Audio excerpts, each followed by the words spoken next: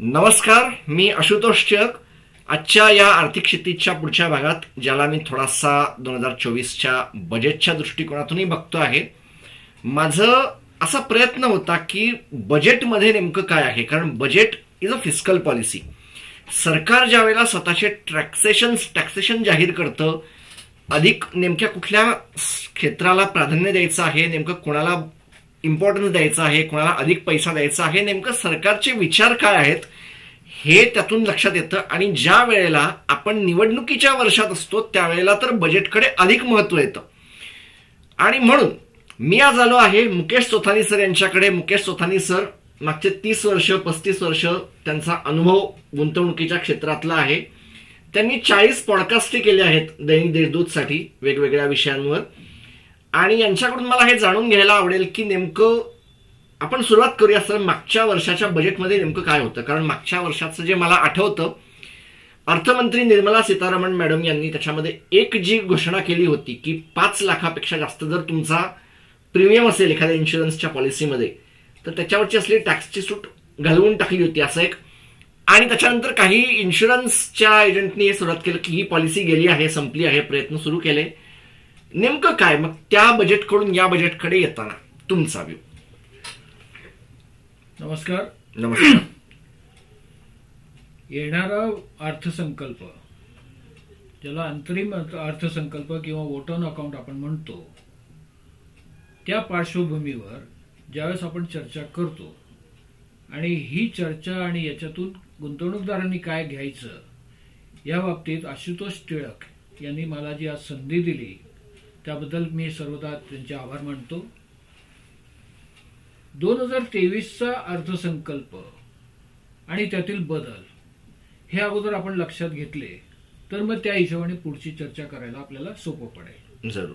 2023 मध्ये जे अर्थसंकल्पात जे बदल घडले ते बदल प्रामुख्याने असे होते की पहिली गोष्ट की नवीन कर प्रणाली का जुनी कर प्रणाली, हो, चांगलं काय. हो. दुसरा जो मुद्दा आला की तुम्ही आधार आणि पॅन कार्ड लिंक करायचे, हो, मोठा इश्यू होता. त्याच्यानंतर जसं तुम्ही सांगितलं की 5 लाख रुपयापेक्षा जास्त वार्षिक हप्ता जर असेल इन्शुरन्स पॉलिसीवर, तर याच्या पुढे इन्शुरन्सचं भवितव्य काय किंवा गुंतवणूकदाराचं पॉलिसी होल्डरचं भवितव्य काय. त्याच्यानंतर मग एक दुसरी घोषणा झाली की डीमॅट अकाउंटमध्ये आणि म्युच्युअल फंडामध्ये नामांकन महत्वाचं ठरेल आणि ते कंपल्सरी झालं होतं. बिलकुल. आणि त्याच्यात मग सरकारने वेगवेगळ्या वेळेला 31 मार्च सुरुवातीला दिली, त्याच्यानंतर मग 31 डिसेंबर दिली, त्याच्यानंतर मग परत 31 मार्च केली. आता असं म्हणतात की कदाचित ते 30 जून पर्यंत पण वाढेल. त्याच्यानंतर मग गेल्या अर्थसंकल्पात डेट फंडावर भांडवली कर नफा जो होता तो करपत्र केला. हो, म्हणजे त्याला इंडेक्सेशन बेनिफिट नाही असं त्यांनी काढून टाकलं. त्याच्यानंतर आयकर स्लॅबमध्ये सुद्धा फरक झाले. 15 लाख रुपयाचे नवीन आयकर स्लॅब त्याच्यात खरं आहे. दुसरी गोष्ट, गेल्या अर्थसंकल्पात मार्केट लिंक डिबेंचर, ज्याला MLD आपण म्हणतो, हो, त्यातील गुंतवणूक सुद्धा अल्पकालीन मालमत्ता, भांडवली मालमत्ता ठरेल असं त्यांनी, शॉर्ट टर्म कॅपिटल गेन त्याच्यामध्ये आली. त्याच्यानंतर जे बदल झाले की ज्येष्ठ नागरिक बचत योजनेत कमाल ठेव मर्यादा जी होती 15 लाखावरून ती 30 लाख केली. हो. आणि मासिक उत्पन्न योजनेसाठी कमाल ठेव मर्यादा जी 4.5 लाखावरून 9 लाख केली आणि जॉईंट अकाउंटसाठी ती मर्यादा 15 लाख झाली. त्याच्याकडे फारसं कोणी लक्ष पण दिलं नाही, लक्षात आलं नाही. त्याच्यानंतर आयकर स्लॅबमध्ये 15 लाखाची नवीन श्रेणी आली. आता गोंधळ काय उडाला की नवीन कर प्रणाली चांगली का जुनी कर प्रणाली चांगली. आणि जर तुम्ही नवीन कर प्रणालीमध्ये जर गेलात तर मग जुन्या कर प्रणालीमधले जे उपलब्ध जे वजावट आहे किंवा जे तुम्हाला सवलतींचा लाभ जो मिळतो तो तुम्हाला नवीन कर प्रणालीत घेता येणार नाही. आणि त्यामुळे गुंतवणूकदारांमध्ये आणि लोकांमध्ये एक संशयाचं वातावरण किंवा एक वेगळंच कन्फ्युजन तयार झालं. आणि अशा वेळेस लॅरी हेल्स अँडरसन याची एक ओळ मला लक्षात आली की ते अतिशय त्या निमित्ताने मला असं मंडावीशी वाटते की त्यांनी असं सांगितलं होतं की be careful what you wish for, there is always a catch. खरं. मग ही गोष्ट जर आपण बघितली, गेल्या अर्थसंकल्पात हे जे बदल झाले, या बदलानुसार आता परत वोट ऑन अकाउंट येतंय. आता वोट ऑन अकाउंट जे आहे, अर्थसंकल्प कदाचित आता पूर्ण मांडला जाणार नाही, कारण मनी बिल येणाऱ्या सरकार मांडेल, मनी बिल पास होणार नाही, मनी बिल पास होणार नाही. आणि दुसरी गोष्ट की हे वोट ऑन अकाउंट हे पूर्ण अर्थसंकल्प नाहीये, हा अंतरिम अर्थसंकल्प आहे किंवा मतानुसार अर्थसंकल्प घेतला जाईल. संसद सदस्य किंवा तेवढ्या काळाचा खर्च पास करून घेतला जाईल. जोपर्यंत नवीन सरकार येत नाही, नवीन अर्थसंकल्प पास होत नाही, तोपर्यंत बाहेर जाणारं जे सरकार आहे त्यांना जे खर्च लागतात, त्यांनी ज्या घोषणा केल्या त्याच्यासाठी जे खर्च लागतात त्याची मान्यता संसद सदस्यांकडून घ्यायची. आणि ही मुदत सर्वसाधारणपणे 2 महिने किंवा जास्तीत जास्त 4 महिने असते. हो. आता 16 एप्रिलला निवडणूक आयोगाने डेट टेंटेटिव्हली म्हणतायत, पण आपण असं विचार करू की बा एप्रिलमध्ये सार्वत्रिक निवडणुका होतील आणि त्याच्यानंतर जे बजेट मांडलं जाईल कदाचित ते जुलैमध्ये येईल. तोपर्यंत सरकारला त्यांचे जे खर्च चालवायचे, सरकारी नोकऱ्यांचे जे पगार आहेत किंवा ज्या योजना वगैरे त्यांनी जे घेतल्या त्याच्यासाठी जो खर्च आहे त्याची मान्यता घ्यायची, एवढंच फक्त या वोट ऑन अकाउंटमध्ये मला दिसतंय. आणि माननीय निर्मला सीतारामनजी ज्या आपल्या अर्थमंत्री आहेत, ह्या निमित्ताने एक नवीन विक्रम होईल की त्या पहिल्या महिला अर्थमंत्री आहेत की जे त्यांचे गुरु जे होते अरुण जेटली त्यांच्यानंतर 6वं अर्थसंकल्प मांडणाऱ्या त्या पहिल्या महिला अर्थमंत्री ठरतील. खरं आहे. आता या वोट ऑन अकाउंटमध्ये पहिली गोष्ट जर आपण बघितली तर कोणत्याही नेत्रदीपक घोषणा असणार नाही. दुसरी गोष्ट, वोट ऑन अकाउंटमध्ये सामान्यतः अर्थव्यवस्थेची सध्याची परिस्थिती, योजना इतर खर्च आणि त्याची प्राप्ती, चालू आर्थिक वर्षाचे सुधारित अंदाज आणि आगामी आर्थिक वर्षाचे अंदाज यावर संसद सदस्यांचं मतदान केलं जाईल. वोट ऑन अकाउंटमध्ये पूर्ण अर्थसंकल्पाला मान्यता मिळत नाही मिळत. खरं आहे. तोपर्यंत केंद्र सरकारच्या कर्मचाऱ्यांचे पगार, प्रकल्पासाठीचा निधी, इतर सरकारी खर्च यांची पूर्तता करण्यासाठी बाहेर जाणारे जे सरकार आहे तो जो खर्च करणार आहे त्याची मान्यता घेणं एवढंच फक्त त्या वोट ऑन अकाउंटचं काम आहे. वोट ऑन अकाउंटमध्ये मतदारांवर प्रभाव पडेल किंवा अर्थव्यवस्था प्रभावित होईल अशा कोणत्याही लोकप्रिय घोषणा किंवा धोरणं भारतीय निवडणूक आयोगाच्या नियमानुसार तुम्हाला करता येत नाही. सार्वत्रिक निवडणुका एप्रिलमध्ये कदाचित नक्की होतील आणि अर्थमंत्री आगामी वोट ऑन अकाउंटमध्ये ग्रामीण विकास आणि सामाजिक योजना यावर लक्ष कदाचित केंद्रित करतील. वोट ऑन अकाउंटमध्ये विकासाभिमुख आणि व्यावहारिक संतुलित दृष्टिकोन यावर सगळं ते वोट ऑन अकाउंट आधारित असेल. हो.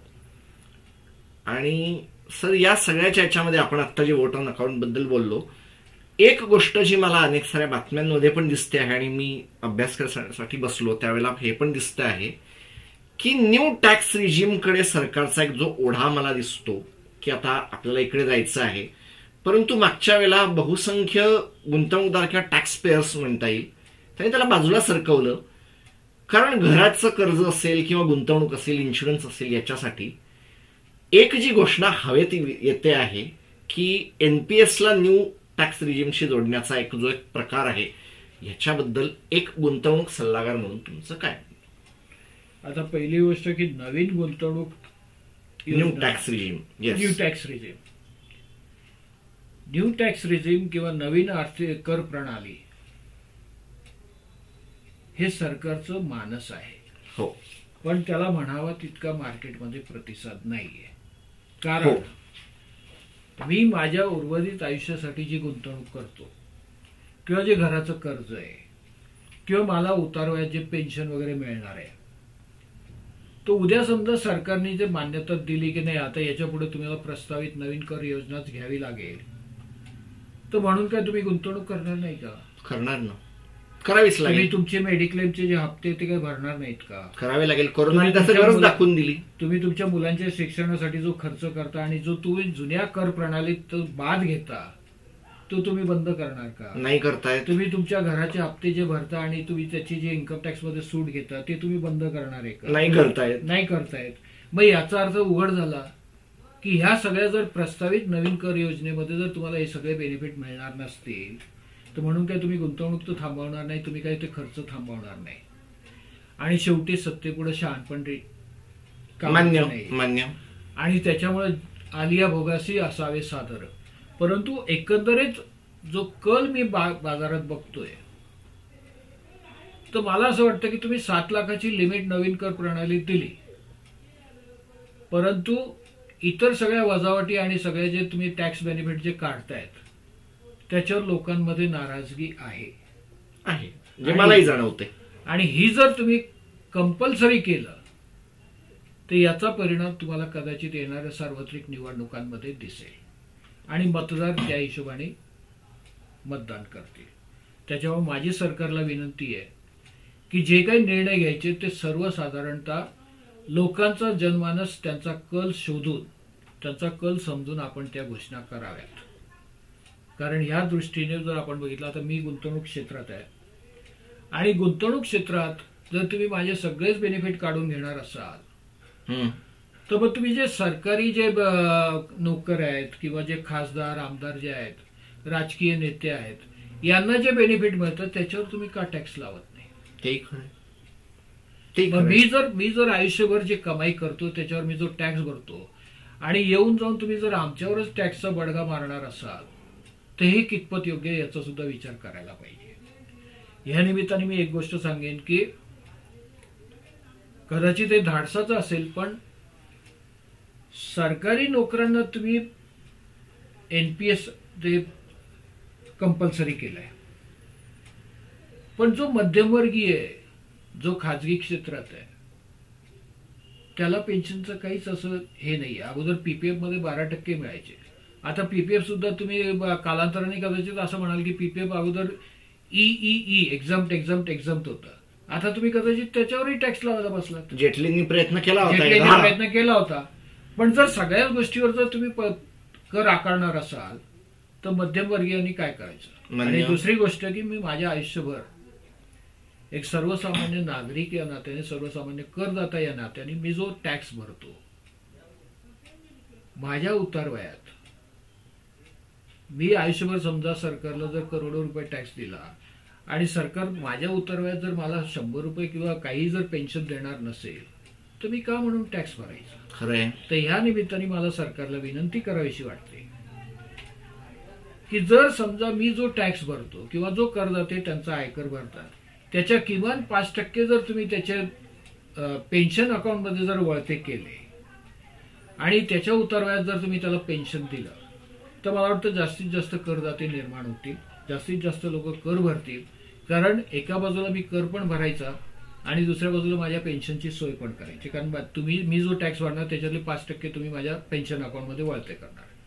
मग एक राजकीय क्षेत्रातली व्यक्ती किंवा सरकारी नोकर सरकारची सेवा करतो म्हणून त्याला तुम्ही उतारवयात पेन्शन देता.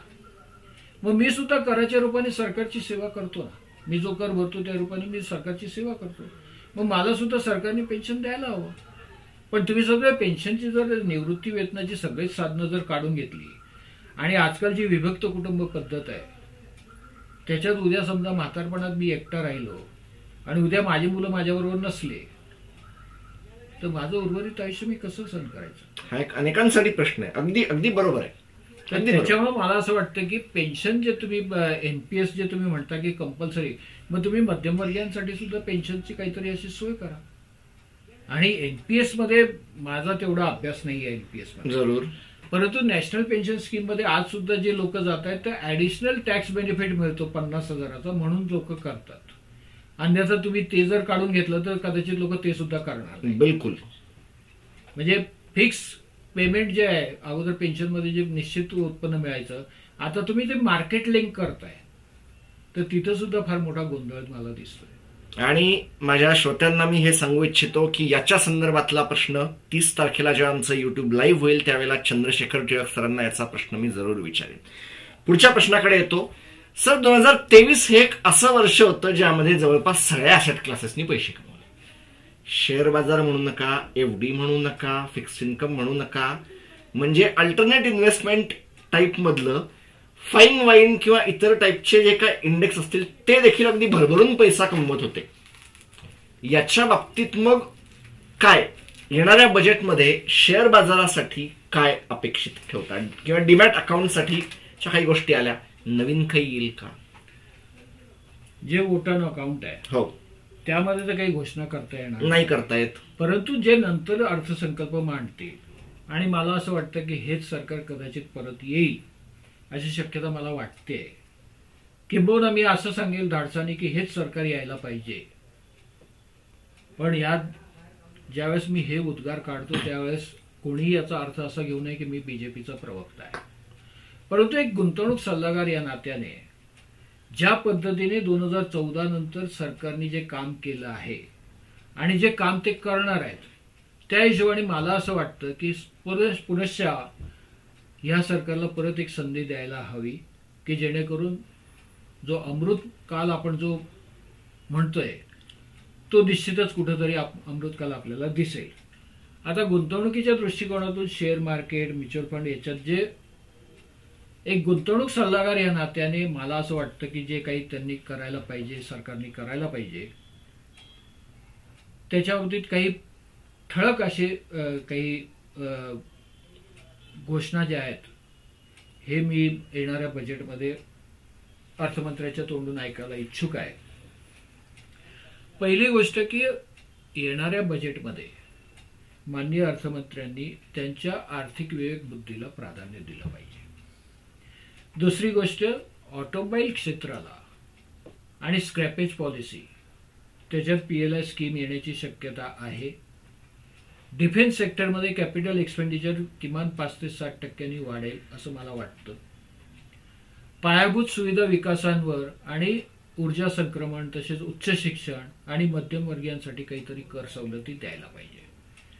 जसं तुमच्या मागच्या पॉडकास्टमध्ये उदय तारदाळकर यांनी सांगितलं की शिक्षणात काहीतरी तुम्ही बदल केला पाहिजे आणि शिक्षणासाठी भरीव अशी तरतूद केली पाहिजे. एकूण उत्पन्नाच्या किमान 6% ती करायला पाहिजे, पण सध्या ती 2%पेक्षा तेवढी होत नाहीये, हे खरं आहे. तर तिथं उच्च शिक्षणाला किंवा शिक्षणाला कुठेतरी वेगळं काहीतरी तुम्ही कलेवर द्यायला पाहिजे असं मला वाटतं आणि ते कदाचित येणाऱ्या बजेटमध्ये मला दिसू शकेल. त्याच्यानंतर मॅन्युफॅक्चरिंग आणि रिन्युएबल एनर्जी सारख्या क्षेत्रांना अतिरिक्त प्रोत्साहन द्यायला पाहिजे. नुकतंच पंतप्रधानांनी सांगितलं की रिन्युएबल एनर्जी सूर्योदय योजना आणली आहे आणि त्यासाठीचा IREDA शेअर जोरात दौडत आहे. त्याच्यानंतर लॉजिस्टिक आणि रिअल इस्टेट क्षेत्राला या बजेटमध्ये झुकतं माप दिलं जाईल. ठीक आहे, कारण लॉजिस्टिक आणि रिअल इस्टेटमध्ये त्याच्यामुळे प्रभावित होणाऱ्या इतर जवळजवळ 40 ते 45 इतर उद्योग आहेत. कारण लॉजिस्टिकला जर तुम्ही माप चांगलं जर सपोर्ट केला तर त्याच्यामुळे तुमची मालाची आयात जी आहे ती वेगाने वाढेल आणि कॉस्टिंग सुद्धा कमी होईल. तसेच रिअल इस्टेटवर जवळपास 52 इंडस्ट्री इतर अवलंबून आहेत. त्याच्यामुळे रिअल इस्टेटला सुद्धा झुकतं माप कदाचित या अर्थसंकल्पात द्यावं लागेल. संरक्षण क्षेत्रात प्रामुख्याने जसं पंतप्रधानांनी सांगितलं आणि संरक्षण मंत्र्यांनी पण सांगितलं की स्वदेशीचा नारा आपण जोरात करायला पाहिजे. त्याच्यावर स्वदेशी घटकांची वाढ, ड्रोन, UAV आणि इलेक्ट्रॉनिक युद्ध प्रणाली जी यासारख्या उदयोन्मुख संरक्षण तंत्रज्ञानावर जास्त लक्ष केंद्रित करणं हे कदाचित अर्थमंत्र्यांच्या राडारवर असेल. रेल्वे कॅपेक्स आणि वंदे भारत ट्रेनमध्ये सुद्धा खर्चात वाढ होईल या बजेटमध्ये असं मला वाटतं. रेल्वेचं बजेट वाढीव आहे असा अंदाज येतो आहे. त्याच्यानंतर पॉवर ट्रान्समिशन आणि डिस्ट्रीब्युशन सेक्टर तसेच विजेच्या मागणीतील वाढ आणि त्यातील इलेक्ट्रिक उत्पादने याची इकोसिस्टम एक डेव्हलप करायला पाहिजे आणि ती इकोसिस्टम वाढेल असं मला वाटतंय. याच्या व्यतिरिक्त जे डिसइन्व्हेस्टमेंटचं आपलं जे टार्गेट होतं सरकारचं ते कधीच त्यांनी जे टार्गेट दिलं ते टार्गेट पूर्ण झालं नाहीये. याला थोडासा जोडून मी असा पुढे जातो की डायव्हर्समेंट भलेही नीट होत नसेल परंतु सरकारला डिव्हिडंड मिळत आहेत, सरकारला GST फार जोरात मिळतो आहे, GSTशी रिलेटेड असलेले फ्रॉड पकडणं चालू आहे इतके जोरात की 140 लोकांना त्यासाठी जेलमध्ये पण टाकणं चालू आहे. जवळपास 2 लाख कोटीचे फ्रॉड पकडणं पण चालू आहे. मग ह्याच्या बाबतीमध्ये काय असा पण एक प्रश्न आहे. तर डायव्हेस्टमेंट मध्ये तुम्हाला जर आठवत असेल की सध्या डायव्हेस्टमेंटचं टार्गेट जर तुम्ही बघितलं तर 24-25 मध्ये हो जसं संरक्षण क्षेत्राला तुम्ही झुकतं माप दिलं हो आणि 2024-25च्या अर्थसंकल्पात कदाचित हे डायव्हेस्टमेंटचं टार्गेट 50,000 कोटी असेल. आता याचे तुम्ही टार्गेट म्हणताय कधीच पूर्ण होत नाही, कधीच होत नाही. कारण दीपमच्या डेटा जो आहे तो डेटा असं सांगतो की टोटल डिसइन्व्हेस्टमेंट ह्या वर्षी 23-24 मध्ये तुम्ही जे टार्गेट दिलं होतं त्याच्या तुलनेने फक्त 10,054 कोटी 10,050 कोटीच झालंय. आणि त्यात प्रामुख्याने जर तुम्ही बघितलं तर कोल इंडिया, RVNL, SGVN, हुडको, इरकॉन, HL आणि आता नवीन जो IPO आला इरेडाचा त्याच्यात जे तुम्हाला पैसे मिळाले ते 10,050 कोटी मिळाले. मान्य. परंतु इथे एक गोष्ट जर तुम्ही लक्षात घेतली तर आता ज्यावेळेस अविश्वास प्रस्ताव लोकसभेत मांडला गेला त्यावेळेस पंतप्रधानांनी घोषणा केली की आज तक लोग पब्लिक सेक्टर कंपनी को गाली देते थे, अभी मैं सबको बोलता हूं आप उस पे दाव लगाओ. आणि ही घोषणा केल्यानंतर तुम्हाला आठवत असेल की सार्वजनिक क्षेत्रातील कंपन्या PSU क्षेत्रात अतिशय मोठी तेजी आली हे मान्यच करावं आणि लागेल. तिथून जवळपास ते सगळे बहुतांशी शेअर सरासरीने दुपटीने वाढले. काही नव्या कंपन्या 1 लाख करोडच्या मार्केट कॅपमध्ये जॉईन झाल्या. खरंय. आता याच्या मागचं ही घोषणा करण्यामागचा उद्देश काय की आतापर्यंत पंतप्रधानांनी कधीच सरकारी कंपन्यांच्या बाबतीत असं कधी डायरेक्ट असं सांगितलं डायरेक्ट बोललं नव्हतं. खरंय. पण हे पहिल्यांदा ते बोलले. तर मला असं वाटतंय की असं बोलल्याने या सार्वजनिक क्षेत्रातील PSU कंपन्यांचे भाव वाढतील, त्यांचं बाजार मूल्य वाढेल आणि त्यामुळे कदाचित 24-25च्या अर्थसंकल्पामध्ये त्या आर्थिक वर्षात कदाचित डायव्हेस्टमेंट जोरात होईल. आणि हे डायव्हेस्टमेंट जे करायचंय कारण आपला जो बजेटमध्ये जो फिस्कल डेफिसिट 5.9% आहे आणि जो वाढतोय आता तो तुम्ही अंदाज केला होता की आपल्याला कमी करायचा आहे. पण कमी कसा होऊ शकेल तर तुम्हाला डायव्हेस्टमेंट शिवाय दुसरा काही पर्याय नाहीये. आणि डायव्हेस्टमेंट जर करायचं असेल तर हे सरकारी कंपन्यांचे सगळे जे शेअर्स आहेत ते वाढून त्याच्यातून तुमची मालकी हक्क जिथं 75%पेक्षा तुमचं जास्त योगदान आहे किंवा जास्त शेअर होल्डर आहे तिथं तुम्ही तुमचं थोडं स्टेक होल्डिंग कमी करा आणि जेणेकरून तुमचा जो फिस्कल डेफिसिट आहे 5.9% तो कदाचित खाली येण्याची शक्यता आहे. आणि त्याच्यामुळे मला असं वाटतं की ती वित्तीय तूट त्या निमित्ताने कदाचित भरून येईल. तर त्याच्यामुळे मला असं म्हणणं आहे की PSU सेक्टरमधल्या कंपन्या आणि त्यांच्यातली वाढ आणि त्याच्यातली तेजी पंतप्रधानांनी सांगितलं की तुम्ही PSU सेक्टरमध्ये जा त्याच्यात पैसे टाका. पण पंतप्रधानांनी असं नाही सांगितलं की तुम्ही केव्हा बाहेर पडा. खरंय. त्याच्यामुळे सर्वसामान्य गुंतवणूकदारांनी ज्यांनी PSU सेक्टरमधले शेअर घेतलेत त्यांना सगळ्यांना माझी विनंती आहे की जर तुम्हाला आश्चर्यकारक नफा दिसत असेल, तुमची तिथली गुंतवणूक जर दुप्पट तिप्पट झाली असेल तर तो जो नफा आहे तो कागदावर बघण्याऐवजी थोडाफार खिशातही घेऊन या. कारण तुम्हाला ती लक्ष्मी घरातही ठेवायची असते. घरात ठेवायची असते. सरकार म्हणतंय सरकारने तुम्हाला सपोर्ट दिलाय त्याचा वेळेवर फायदा घेणं हे सुद्धा आपल्यावर अवलंबून आहे. दुसरी गोष्ट शेअर्सवरील जे भांडवली नफ्याच्या करपात्रतेचा जर विचार आपण केला तर लिस्टेड आणि नॉन लिस्टेड शेअर्स मध्ये प्रचंड फरक आहे. खरं आहे. तर तिथं सुद्धा सरकारने काहीतरी त्याच्यावर करायला पाहिजे अशी माझी अर्थमंत्र्यांना विनंती. मान्य. दुसरी गोष्ट जी मला असं वाटतं एक गुंतवणूक सल्लागार या नात्याने की निवासी आणि अनिवासी जे करदाते आहेत ते ज्यावेळेस शेअर ट्रान्सफर करतात तर ते शेअर ट्रान्सफर करताना त्याच्यावरचा जो भांडवली कर नफा आहे त्याच्या उपचारात फार मोठी तफावत आहे. खरं आहे. आणि त्याला जोडून आयकर कायदे आणि इतर कायद्यानुसार त्याचं मूल्यांकन करणं गरजेचं आहे. आणि त्याच्यामध्ये जी विसंगती आहे ती विसंगती आणि त्यावर कर उपचार संरेखित करण्याची गरज आहे. दीर्घकालीन मागणी आहे आणि त्यामुळे मला अशी विनंती आहे अर्थमंत्र्यांना की त्याच्यावर लवकरात लवकर आपण तो निर्णय घ्यावा.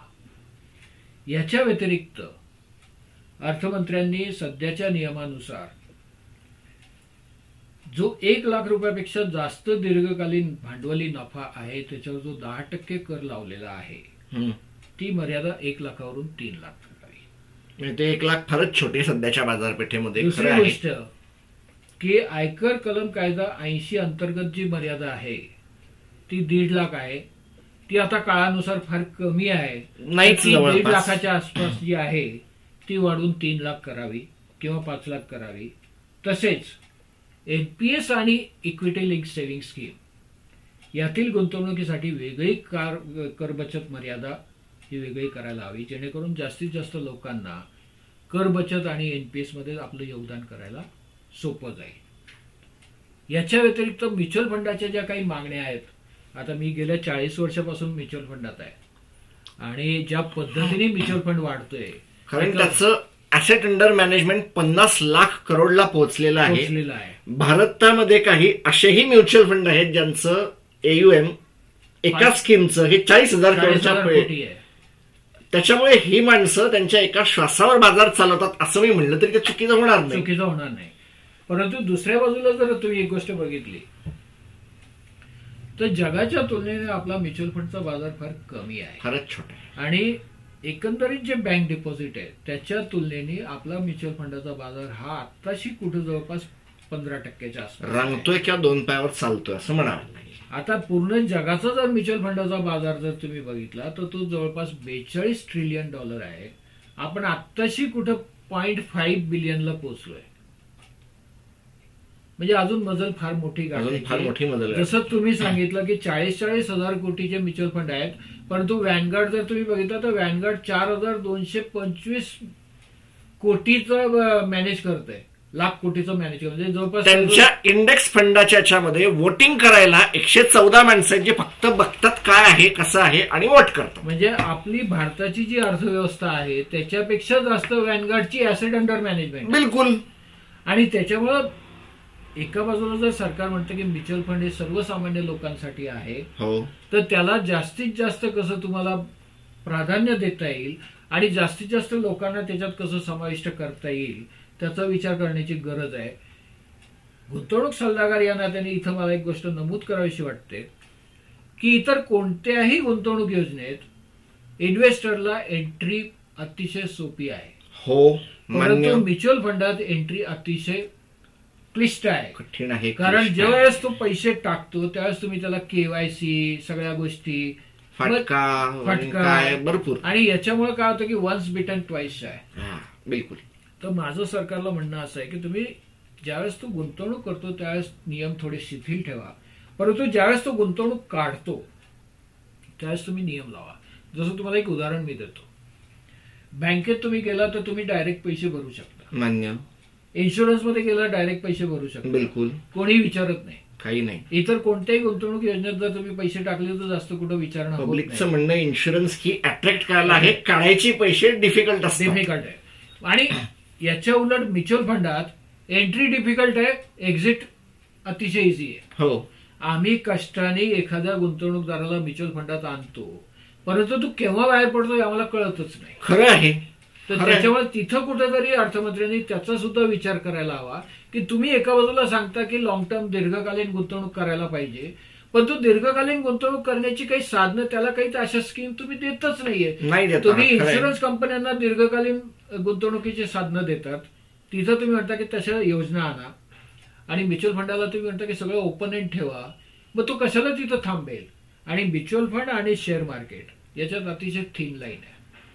ज्यावेळेस मार्केटमध्ये पैसा मिळतो त्यावेळेस तो गुंतवणूकदार दीर्घकालीन विचार करतो, आणि मार्केट ज्यावेळेस व्होलॅटाईल असतो त्यावेळेस तो ट्रेडर होऊन जातो. तर इन्व्हेस्टर आणि ट्रेडर याच्यात अतिशय बारीक थिन लाईन आहे. जर तुम्हाला म्युच्युअल फंडात जास्तीत जास्त गुंतवणूकदार हवे असतील तर दीर्घकालीन योजना म्युच्युअल फंडांना देणं गरजेचं आहे. आणि सर जे म्हणतात ते अत्यंत योग्य आहे. एक माझ्या बघण्यातलं एक उदाहरण सांगतो. भारतामध्ये बहुसंख्य म्युच्युअल फंड्स हे शेअर्स किंवा फिक्स्ड इन्कम मध्ये जातात.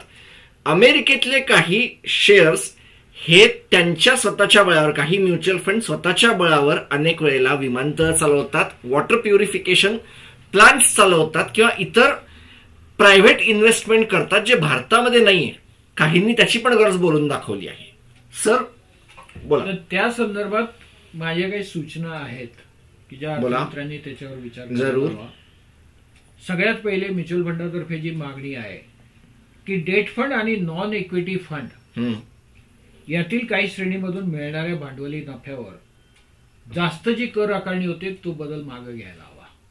खरं आहे. दुसरी गोष्ट 35% कमी मालमत्ता असलेल्या निधीतून मिळणारा दीर्घकालीन भांडवली नफा याच्यावरचं जे तुम्ही इंडेक्सेशन जे काढून टाकलं ते परत तुम्ही रिस्टोर करायला हवं अशी आमची. मग ते काढलंच का हा पण एक खरा क्वेश्चन मार्क होता. त्याच्यानंतर म्हणजे काही ड्युरेशन प्रॉडक्ट आहेत, काही डायनामिक बॉन्ड फंड आहेत, गोल्ड फंड आहेत, इंटरनॅशनल इक्विटी फंड आहेत किंवा फंड ऑफ फंड आहेत किंवा भारतीय इक्विटीमध्ये जिथं 35% कमी गुंतवणूक असणाऱ्या कोणत्याही फंडाला इंडेक्सेशन नाही तो इंडेक्सेशनचा बेनिफिट द्यायला हवा जरूर. याच्या व्यतिरिक्त युलिप आणि इक्विटी लिंक सेव्हिंग स्कीम या दोघांना कर आकारणी वेगवेगळी आहे, ती समान करा. ते जवळपास सारखे प्रोडक्ट आहेत सर, पण दोघांना टॅक्स ट्रीटमेंट वेगवेगळी आहे. हो. आणि याच्यामुळे काय होतं की इन्शुरन्स कंपन्या ते म्युच्युअल फंड म्हणून विकतात, ते इन्व्हेस्टमेंट प्रॉडक्ट म्हणून विकतात. मुळात इन्शुरन्स कंपन्यांनी ते इन्शुरन्स प्रॉडक्ट म्हणून विकायला पाहिजे, परंतु आजकाल युलिपच्या माध्यमाने ते एनएव्ही दाखवतात, युनिकच्या माध्यमाने ते एनएफओ दाखवतात. हा बदल सर्वसामान्य गुंतवणूकदारांना कळत नाही कळत. तर माझी विनंती आहे की तुम्ही त्याच्यात क्लिअर कट गाईडलाईन द्यायला हवी. याच्या पलीकडे अजून मी तुम्हाला एक गोष्ट सांगेन, कदाचित टिळक साहेब तुम्हाला याच्या बाबतीत मी सांगेन की तुम्ही याचा नक्की कुठेतरी पाठपुरावा करावा जरूर. की आज ज्यावेळेस आपण गुंतवणूक करतो त्याचे रेग्युलेटर वेगवेगळे आहेत. हो. मग शेअर्समध्ये ज्यावेळेस मी गुंतवणूक करतो तर सेबीचं ऐकावं लागतं, म्युच्युअल फंडात गुंतवणूक करतो तर एम्फीचं ऐकावं लागतं, सेबीचं ऐकावं लागतं, बँकेत पैसे टाकतो त्यावेळेस मला आरबीआयच्या हिशोबाने चालावं लागतं, इन्शुरन्समध्ये जातो त्यावेळेस IRDAच्या हिशोबाने चालावं लागतं, आणि पेन्शनमध्ये ज्यावेळेस मी गुंतवणूक करतो पेन्शन प्रॉडक्ट PFRDAच्या, मग प्रत्येक रेग्युलेटरची धोरणं वेगवेगळी आहेत आणि ही धोरणं कधी कधी एकमेकांच्या विरोधात सुद्धा वापरली जातात. हो. तर ह्या संदर्भात माझी मागणी अशी आहे की तुम्ही ह्या सगळ्या रेग्युलेटरला एकत्र आणून एक सुपर रेग्युलेटर जर तुम्ही अपॉइंट केला तर तो गुंतवणूकदारांच्या तो करण्याचा प्रयत्न होता 2014 मध्ये, if I am not wrong. Yes, पण तो नंतर बारगळला माहित नाही.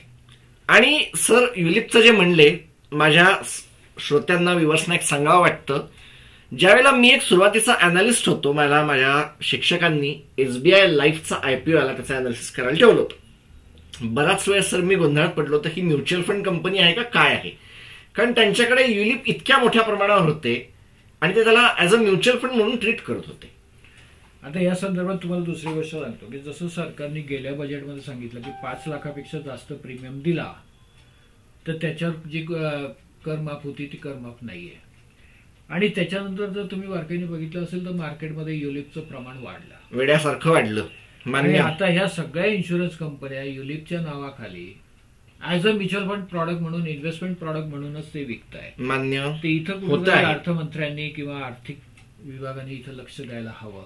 आणि सर्वसामान्य गुंतवणूकदारांना या सगळ्या गोष्टी माहीत नसतात, तिथं कुठेतरी त्याचं उद्बोधन किंवा त्याचं व्यवस्थित निराकरण त्या रेग्युलेटरकडून झालं तर अतिशय चांगलं होईल. एका बाजूला हा इथं मांडण्याचा विषय नाहीये, परंतु म्युच्युअल फंडात ज्यावेळेस सेबी म्हणते की नाही आम्ही गुंतवणूकदारांच्या हिताचं काम करतोय, मग IRDA कधी हा विचार करतं का की आम्ही गुंतवणूकदारांच्या हिताचं काम करतो? कारण त्यावेळेस तुम्ही तिथं त्याला जे इन्शुरन्स कंपन्यांमध्ये जे कमिशन वाटता, मध्यंतरी युलिपमध्ये कमिशन फार होती, त्याच्यानंतर ती कमी पण झाली, आता परत ती वाढली आहेत आणि आता परत ते इन्व्हेस्टमेंटच्या नावाखाली ते प्रॉडक्ट विकले जात आहेत आणि इन्शुरन्सचा उद्देश, जीवन विम्याचा उद्देश हा बाजूलाच राहतोय. त्याच्यामुळे तिथं सुद्धा कुठेतरी त्याचा विचार करणं गरजेचं आहे. खरं आहे.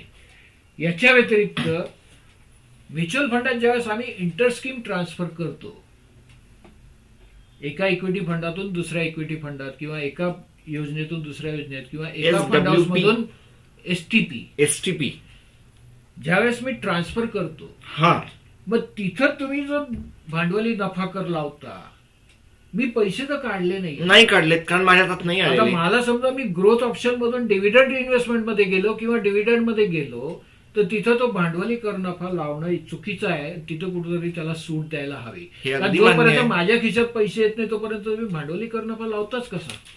प्रॉफिट जर माझ्या कागदावर असेल तर तो माझ्या हातात आलेलाच नाही आणि त्याच्यावर मी टॅक्स कसा काय भरायचा? खरं आहे. याच्या व्यतिरिक्त मला असं वाटतं की ह्या निमित्ताने जीवन विमा प्रीमियमसाठी नवीन कर बकेट तयार करायला हवी. खरंय, आणि म्हणतात ते खरंय. रिटायरमेंट पेन्शनसाठी सुद्धा वेगळे टॅक्स ब्रॅकेट जर व्हायला हवी काहीतरी. तर मला असं वाटतं की ह्या फार छोट्या छोट्या गोष्टी की ज्या अर्थमंत्री निश्चितच याच्यावर विचार करू शकतात. या छोट्याशा मागण्या आमच्या आहेत. ज्या पद्धतीने म्युच्युअल फंडांनी गेल्या वर्षभरात एवढे सगळे, कारण प्रत्येक वेळेस तुम्ही नवीन नियम आणता. या निमित्ताने मला असंही सांगायचं आहे, म्हणजे जे सेबी आहे किंवा असोसिएशन ऑफ म्युच्युअल फंड आहे त्यांना सुद्धा विनंती करावीशी वाटते, अर्थमंत्रालयाला सुद्धा विनंती करावीशी वाटते की तुम्हाला जे काही नियम लावायचे ते एकदा लावा किंवा वर्षातून एकदा लावा. दर 2 महिन्यांनी जर तुम्ही नियम बदलत फिरणं, तर गुंतवणूक सल्लागार या नात्याने आम्हालाही समजणं कठीण होतं आणि गुंतवणूकदाराला समजून देणं सुद्धा कठीण होतं. तर तिथं कुठेतरी एक सुसूत्रता आली तर मला वाटतं काम करणं जास्त योग्य पडेल.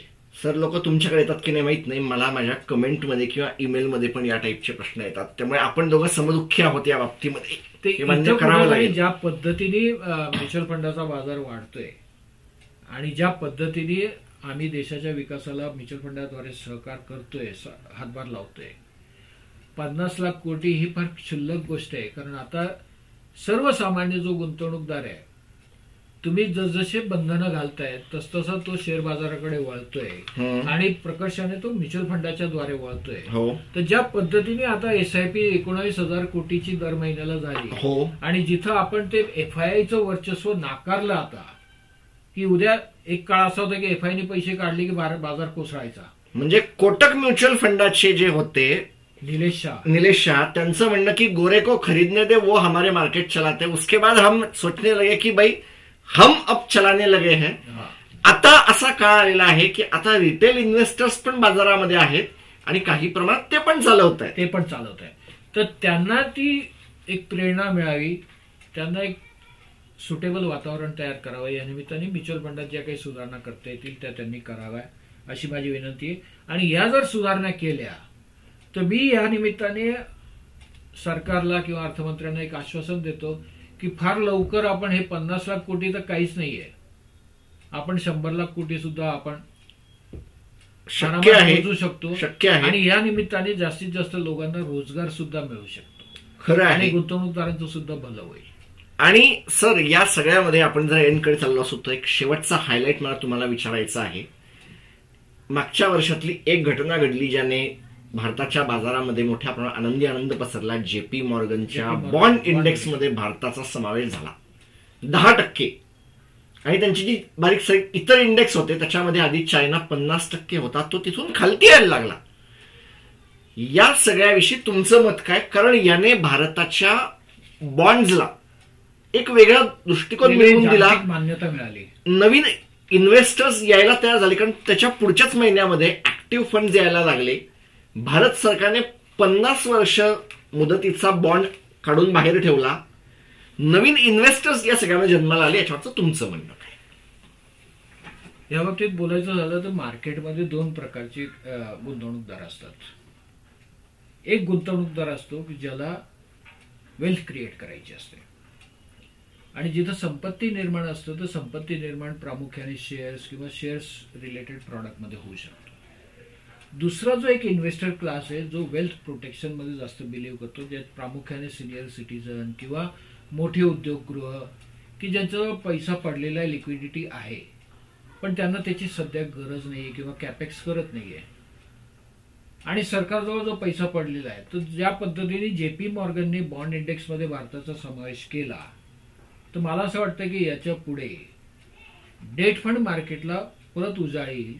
डेट फंड मार्केटमध्ये जास्तीत जास्त लोक अट्रॅक्ट होतील आणि तिथं जर सरकारने काही असं जर केलं की जेणेकरून सरकारचं सुद्धा इंटरनॅशनल मार्केटमध्ये एक वजन वाढेल आणि सर्वसामान्य नागरिक जो प्रत्येक शेअर बाजारात असतो आणि बाजार कोसळला की तो मग हाय तोबा करतो आणि तो म्हणतो बाजार आपल्या कामाचं नाहीये. तर ज्यांना एक निश्चित उत्पन्न पाहिजे, ज्यांना एक निश्चित असं परतावा पाहिजे, अशा लोकांसाठी खरंच ही डेट मार्केटला संजीवनी देणं, हे JP मॉर्गनने जो बॉन्ड इंडेक्समध्ये समाविष्ट केला ते एक संजीवनीच म्हणावी लागेल. आणि याच्या पुढे मला आश्चर्य वाटणार नाही, जर आतापर्यंत ऍक्टिव्ह फंड चालले तर याच्या पुढे कदाचित पॅसिव्ह फंड सुद्धा चालते, इंडेक्स डेट फंडांचे चालते. आणि तिथं कुठेतरी तुम्ही त्याच्यात कर माफ किंवा कुठेतरी दीर्घकालीन भांडवली नफ्यात सूट किंवा इंडेक्सची सुद्धा बेनिफिट वगैरे असं काही जर तिथं योजना आणली तर मला वाटतं लोकांचा जो डेट फंडावरच्या विषयी जो आकर्षण जे आहे तो परत निर्माण होईल आणि जास्तीत जास्त लोक एक निश्चित उत्पन्नासाठी त्याचा विचार करू शकते. सर, अगदी शेवटचा प्रश्न, की काही असे गुंतवणूकदार आहेत की जे माझ्या वयाचे आहेत, ज्यांचं करिअर सुरू होत आहे आणि जे पेन्शनच्या साठी म्युच्युअल फंडांकडे बघत आहेत किंवा त्यांना त्यांचं भविष्य कुठेतरी काहीतरी गुंतवणूक करायची आहे, त्यांच्यासाठी पुढच्या 20 वर्ष किंवा तत्सम जर काही गुंतवणूक करायची असेल तर काय तुम्ही काही सांगू शकाल तुमच्या वतीने एक गुंतवणूक सल्लागार म्हणून? पेन्शनच्या दृष्टीने आजच्या तारखेत जे उपलब्ध साधनं आहेत, पेन्शन हा विषय फार मोठा आहे, फारच मोठा आहे.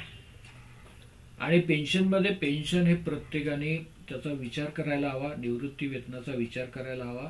त्याची कारणं जी आहेत, पूर्वी संयुक्त कुटुंब पद्धती होती, आता विभक्त कुटुंब पद्धती आहे.